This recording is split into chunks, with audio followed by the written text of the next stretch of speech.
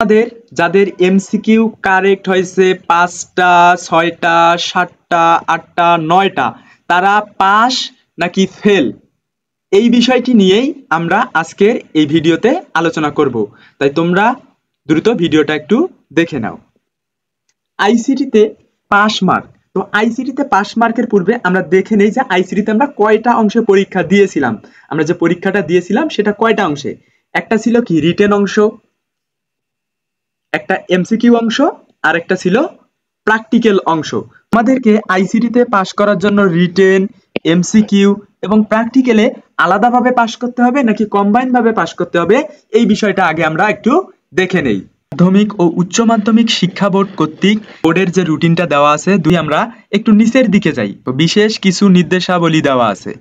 তো বিশেষ নির্দেশাবলীর গুলোর যদি আমরা 7 নাম্বার অপশনটাতে যাই, 7 নাম্বারে বলা আছে পরীক্ষার্থীকে তথ্যীয়, বহু নির্বাচনী ও ব্যবহারিক অংশে পৃথকভাবে পাস করতে হবে। তো আমরা দেখলাম যে আমাদেরকে রিটেন, এমসিকিউ এবং প্র্যাকটিক্যালে আলাদাভাবে পাস করতে হবে।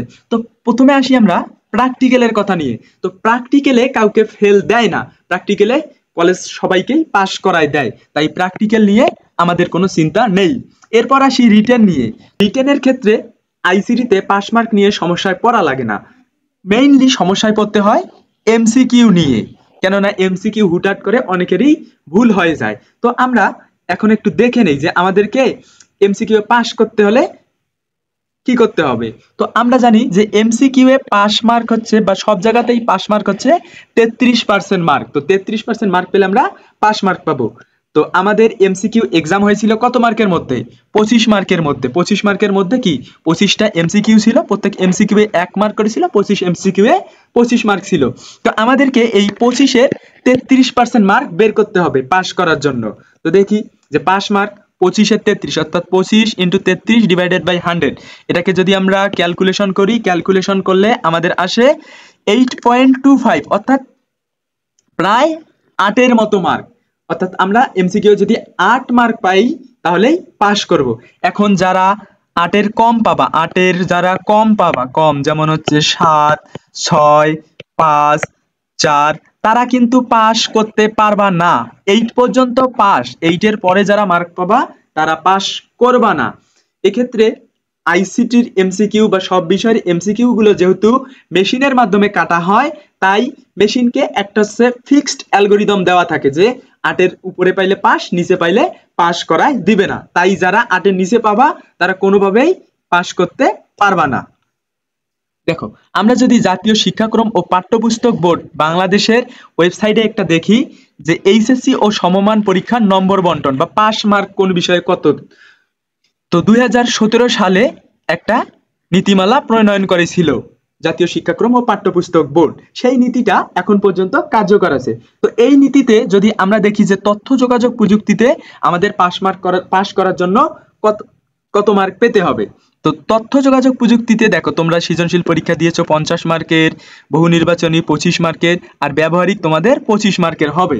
তো এখানে পাস করার জন্য দেখো তোমাদেরকে সিকিউতে আলাদাভাবে 16 মার্ক পাইতে হবে, আর এমসিকিউতে তোমাদেরকে 8 মার্ক পেতে হবে। তো আমরা তো দেখলাম যে এমসিকিউ এ 8 মার্ক আমাদের পেতে হবে, আর সিকিউ এ 16 কম পেলে কি আমরা পাস করব? আচ্ছা চলো এই বিষয়টা একটু আমরা দেখে নেই। রিটেনের মার্ক যাদের 13, 14, 15 এরকম আসবে তারা পাস করতে পারবা কিনা। তো দেখো, রিটেন খাতাটা স্যাররা কাটে, হাতে নিজে কাটে স্যাররা। তো স্যারদের যদি মুড ভালো থাকে তখন কিন্তু স্যারদের কাছে একটা পাওয়ার থাকে যে তারা যদি চায় 1 মার্ক, 2 মার্ক বা 3 মার্ক কোনো স্টুডেন্টের বাড়ায় পাস করাই দিতে পারে।